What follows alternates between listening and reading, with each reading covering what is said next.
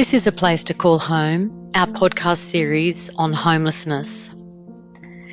In this 5th episode, I speak to Rachel, a person with lived experience of homelessness. I thank Rachel and also Rebecca and David, who generously shared their experiences with me for this podcast. This episode was recorded on the lands of the Gadigal people of the Eora Nation, and I pay my respect to their elders, past and present, and to any Aboriginal or Torres Strait Islander people listening to this episode.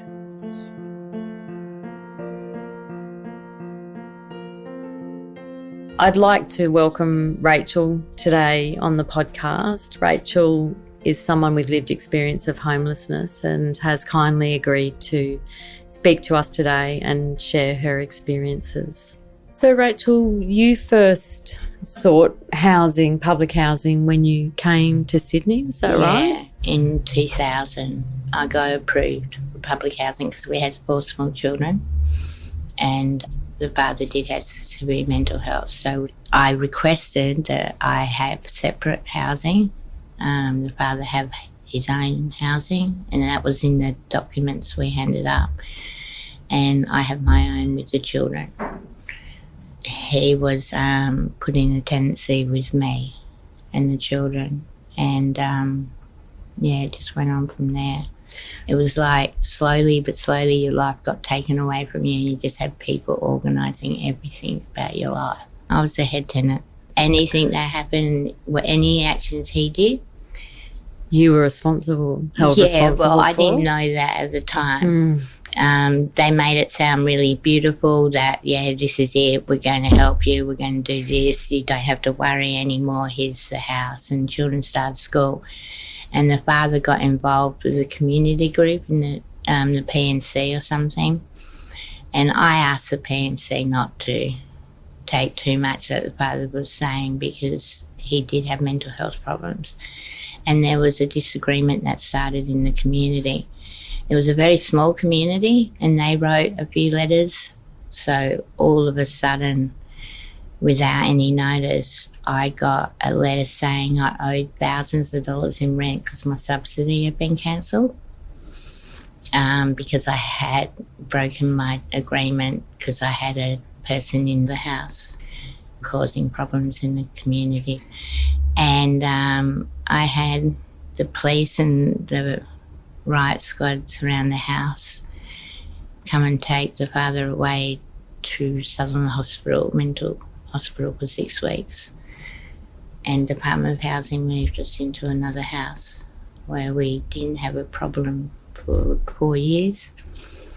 And once there was a problem started up, the Department of Housing tried to get my children's father committed again, and they moved me into a private rental, but they owned the rental.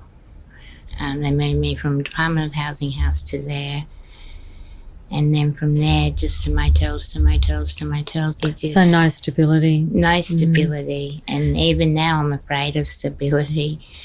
I really fear what it's like to live knowing you're safe. And no one can take that away from you. Housing never considered housing the children's father separately so that you and the children could have that stability? No. There was one time we were in a motel, I think it was 2008. They moved us from a 5-bedroom house and put us in a motel. And I was very sick at the time because I just had a triple spinal fusion operation.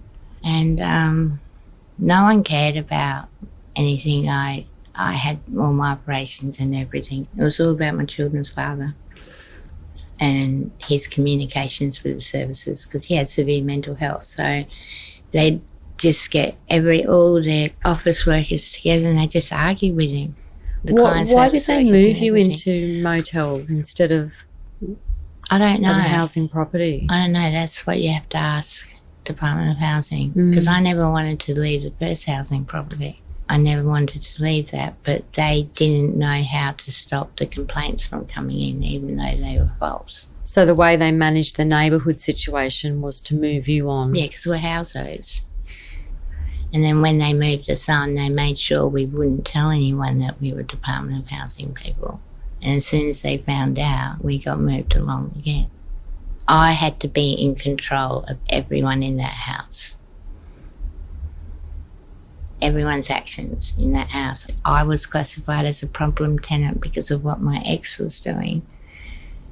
They actually marked it down as me being the problem tenant and not him, because he wasn't a tenant.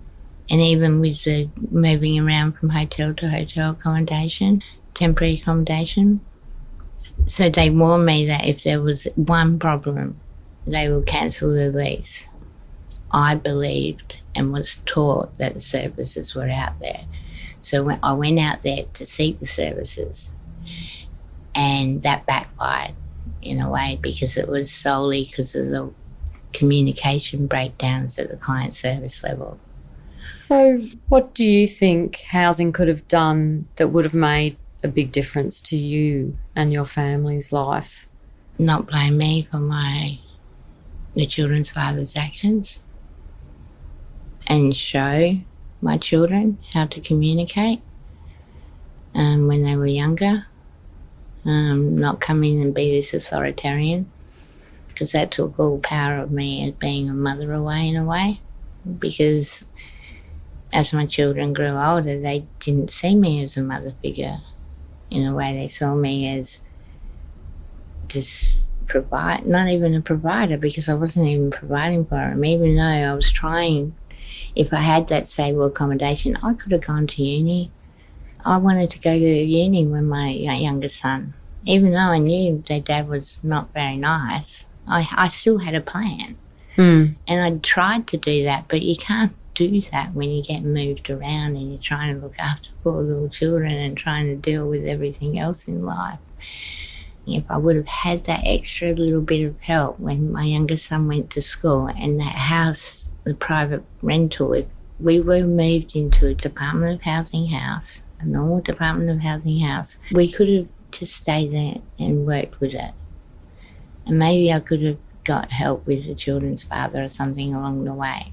Sounds like you were unfairly classified under their system as well, as the problem tenant, when really the problems were being generated from your children's father. Yeah, and the outside community and the way they dealt with it. But it could have been handled, because I think by the way they moved that first house I was in, they should have just left me there and let us deal with it properly, instead of everyone just throwing words around to get what they want.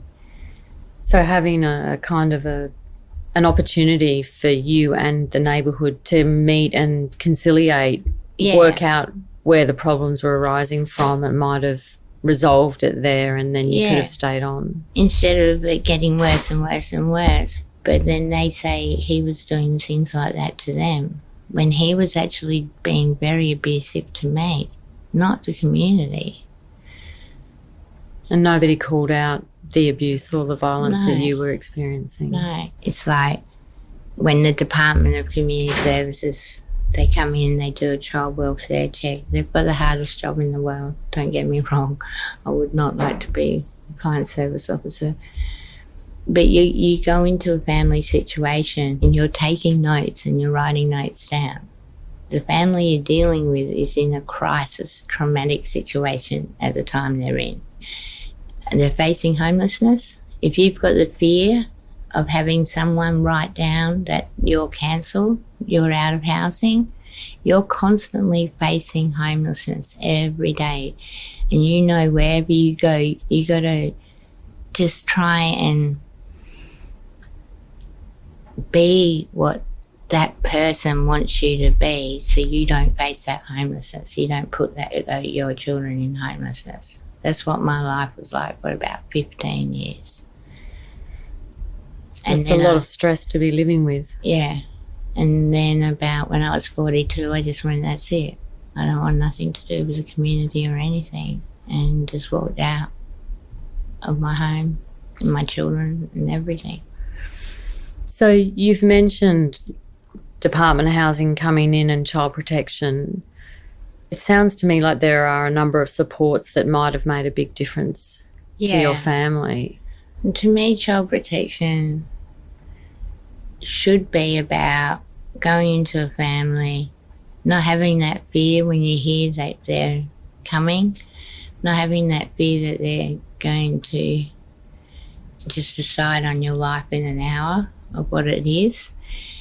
There's a big fear factor when you get that text message saying, can we come and speak to you about your children or your grandchildren or something. So sometimes you've got client service officers that aren't very experienced in mental health or bringing up children.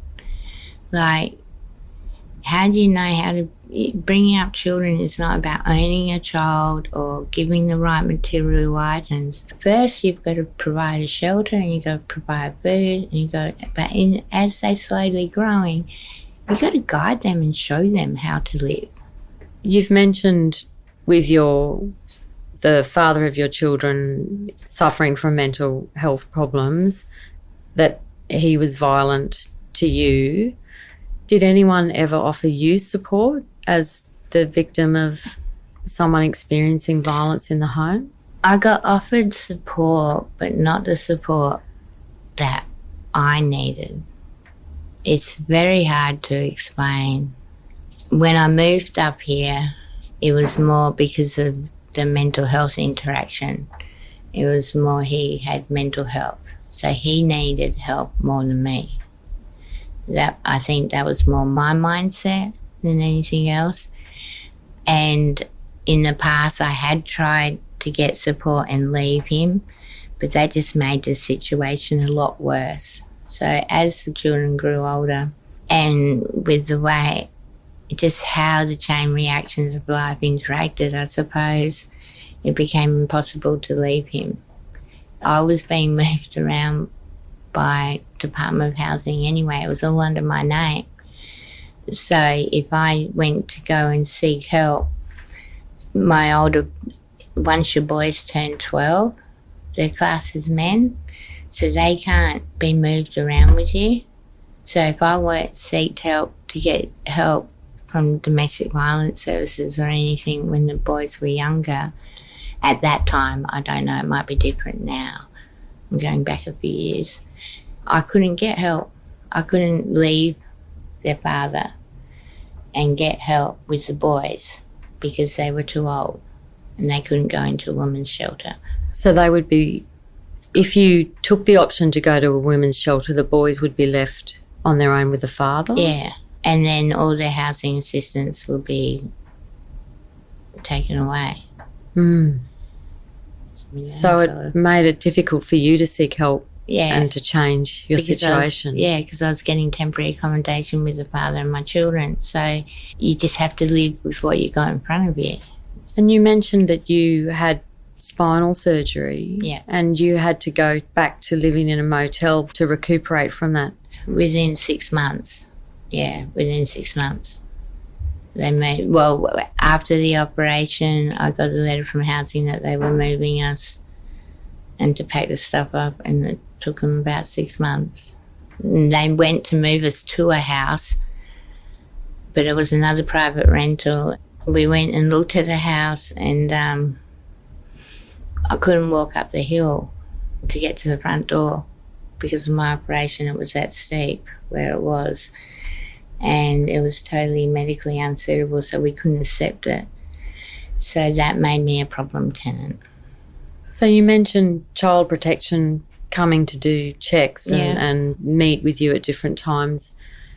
Did they ever offer support, or was it more a threat of having the children removed? No, they never offered any support, and at the time their only support was just interviewing the children at school and seeing if there was anything happening at home. Did you experience any legal problems that you would connect with being at risk of homelessness or being homeless? Yeah, and while we were living in the motels, a lot of legal problems, like just simple problems with the children. like travelling to the trains to get to school because they had to travel long distances on public transport sometimes because they wanted to stay in the same school. So there'll be fines, or the main legal one was interactions with police. Like I think both of my oldest children have got their first charge was assault police or something, and it was on a train. The police have a very us and them attitude. As a young mum, I did pull them up on it a few times. I did see the way they were treating some of the children. They provoke the young teenagers into getting a little bit aggressive with them. There was one day I was at a shopping centre, and I couldn't get up the stairs to go in to get the shopping, so I gave the shopping list to my two oldest boys and gave them money. And I was waiting outside and I was just having a cigarette, and I was just talking to a couple of other teenagers, their friends, and the police assumed that I was causing trouble because their friends were known to police. So they asked me to move on, and I told them I was just waiting for my son to come. My son's to come down with the shopping, and if it's all right, I can move because I was at the bus stop. So, and the next minute I know, I wake up, I'm on the ground, and I look over, and there's my two sons, and they're in handcuffs. I'm in handcuffs, and I think I got knocked out because I don't remember actually getting taken to the ground. I just was on the ground, and we went down to the cells, and we were in cells for a little bit, and released without charge because we had a shopping receipt. I don't like to assume things, but I do think it was because we were judged, because we didn't have that home. And we were being moved around from motel to motel. So being homeless made you a target? In a way. What if that didn't happen? So it was this vicious cycle, and you just get trapped in, and you're trying to deal with so many things at one time, and then who are you? A number. So this podcast is part of our Law for Community Worker series. Would you have any tips for community workers that are helping people that might be living in similar situations that you've experienced? Yeah, at the first meeting, don't make out that things shouldn't be the way they are in that person's life. You need to rebuild a trust and get rid of all the fear and doubt that that person has before you can properly work with them, because people don't trust community workers. If someone comes up to me and says, oh yeah, I'll fix this all up for you and all that, I don't believe them. Like at the moment, if I didn't have my younger son, I would be living on the street. At this point in time, I wouldn't be seeking any assistance from anyone. You got to be truthful and honest with each other. You're having an appointment with someone's life. That's your job is 9 to 5. This is someone's life you're dealing with. They might have done things in the past that might not make sense to you, but you've got to try and walk in their shoes to help them. So if you go into an appointment with all your social worker words and all your lawyer words and all those words, they're just words that really don't do anything but give you false hope and false promises, and you need to rebuild that trust back into those words. So don't make quick judgments and meet people where they are. Yeah, because there's been times when I've been a really crazy person. Like if you talk to me, I'll yell at you because of the situation I'm in at that time. And if most of the times, me personally, if there's no way out and there's no solution, I can really get in a fearful state. And so I'll be a different person to communicate to you than I am today. And what might seem a problem to me might not seem like a problem to you. but for some reason it's a problem to me, and you got to find that out. With my help. We can only do it together. We can try and work together to find a solution. So, yeah, you got to take time. Like, someone might be screaming at you down the phone because they're not allowed to go back into their home or something. You've got to try and work that out with them, if that's your job. And take breaks and get away from work. So if you can work with a client, you find a client that you can truly work with, it takes time.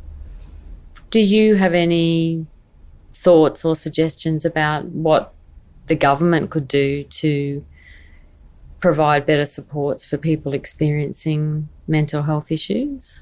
I would not know how to tell the government what to do with the mental health system or anything. I think we've got to help the government more. See, I think that's the problem in our society too. We expect the government to solve all our problems, where isn't that what a community is? We work together to help solve those problems. I suppose I asked about help with mental health issues because it seemed that your children's father's mental health issues were a big factor that impacted on you being at risk of homelessness for so many years. And I suppose if he had been provided with a greater level of support, that might have allowed you and the children to have a more stable home situation. See, that's why I got confused by your question, because back then I was told the support was there and to go out and get a letter, go and see the doctors. You go and see a doctor, you get your letter, and then you take your letters to the department, and then those letters are your voice for mental health. For some reason, those letters weren't looked at properly. And instead of him being the problem, it was put down that I was the problem on my file. I don't know why someone did that. They weren't supposed to do that. The system was there set up for that. My whole life for like 20 years was just going around seeing doctors and getting letters for housing, not to help me. You've spoken to me previously about things changing for you that have had a positive impact on your life. Would you like to talk about that? Mm-hmm. I think what really had a positive impact in my life is when I joined the Big Issue as a vendor. I was homeless. They actually got me back into university and stuff like that, and got me back into the community and made me see that the community wasn't a bad place. And I didn't realise myself that I had gone into that us and them mentality, which I really didn't want to be. And we've got a lot to learn from our ancestors and the original landowners here, I think. And that's what sort of got me going again. As soon as I started selling the Big Issue magazine in the mornings at peak hour and started talking to people on their way to work and just playing music, and I noticed how sad everyone was. So I stopped feeling sorry for myself as a Big Issue vendor and started seeing me. And that's still a daily process. So the Big Issue allowed you to reconnect with other people? Stop that big long day happening. Yeah. And I stopped having to communicate with Department of Housing and all those other people and started looking after myself. Mm. But unfortunately, because of my children and other things, like, you still need a house. You can't do that being homeless. You do need a home. My children never experienced family holidays or stuff like that. Movies would be a once-off thing in the year. And it's good just to have a place where you can go and just get away from everything. That would be nice if I could do that one day. And so do you have any suggestions about what the government could do to improve the situation of homelessness? I think To me, I would love someone to try and explain to me how the house prices have gotten so high over the last 20 years. Like when you go to court and if you go and steal, shoplift or something, you get told by the judge the community doesn't agree with this and you're not doing the community any favours. Well, I don't think the house pricing rising is doing the community any favours. It's doing individual people favours or individual businesses favours. And if we truly want to go with the way the Indigenous people lived, well, no one owned the land back then. Sometimes you need to be like a parent, I suppose, as a government, put your foot down and say, no, enough. We're not going to have a economy that lives off land prices and rentals and all that, because you have such high rentals, your middle-class workforce can't work. I think the government does need to have some regulation in how the houses are bought and sold in the rental market. My youngest son, he works full-time, 2 jobs, and he lives with 3 other young adults, and they're just working from week to week. They can't put money away. Their place they're renting is $1,000 a week. Oh, my goodness. And it's like... That's horrendous. It's back in 2007, we were renting a house, $550, a 5-bedroom house. I don't understand that. I really don't understand how that's gone from 2007. I know it's the interest rates, I know all that, I know everything like that, but yeah, that's not... You're going to always have homelessness. And you've mentioned that you go and speak in different places for the big issue. Yeah. Will you tell us a bit about that? Oh, that really, that was one of the times that really did turn my life around. I'll never forget when I got asked, would I like to become a guest speaker? Why would anyone want to know my life? I don't even want to know my life. Why would anyone want to hear my life? And I did a talk with a group of year 11s, and the first part is just all the basic averages of figures and what homelessness is all about and marginalisation, and go through a little bit of that. And it can get a little bit, it's just all those numbers and averages and all that stuff, and I'm just sitting there, and then it was my turn to talk, and I had to speak about my life, my experience of homelessness for 10 minutes. And I was so nervous. I was really nervous. And I just started talking, just briefing about a little bit of how when I was a teenager, you had to wait when you went home to make a phone call. And that just got the faces of all the children were so shocked. They couldn't understand that. That was weird. I remember that. Yeah. And how phone calls were private. Yes. It still gets to me now when people... Yeah, I find it hard how quick we've changed from phone calls being in private conversations to now phone calls being so public. And by the time I was finished, the questions, and then I just saw the questions these children would ask was so thought-provoking. I've known all types of homelessness, asked me everything, and their responses and just the caring attitude. But what I do find is the attitudes of the children I speak to, they actually didn't know that life's out there in a way, because all they're shown is what's on the media or what's in the local news.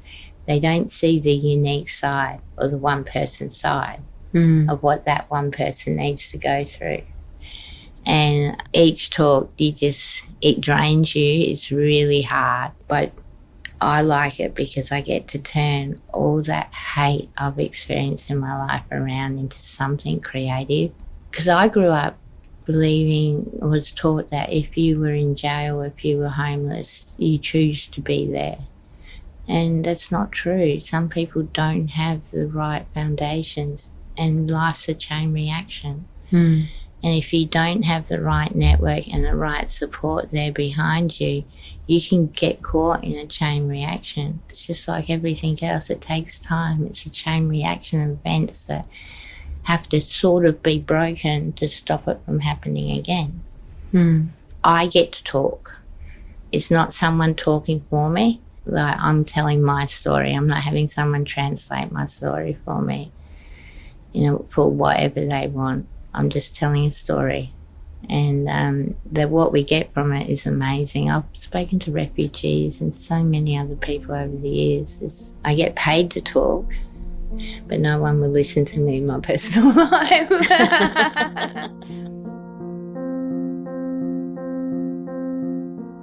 That's all for this episode.